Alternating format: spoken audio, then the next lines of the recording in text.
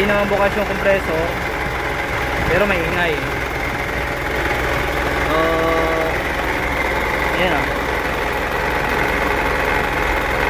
Nandito sa loob ng alternator yung ingay.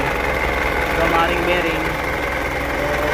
So, tanggalin natin yung alternator para malaman natin kung talaga yung ingay.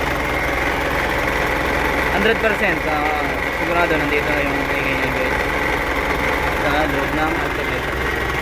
Ayan, guys, ating simulan natin tanggalin ang alternator.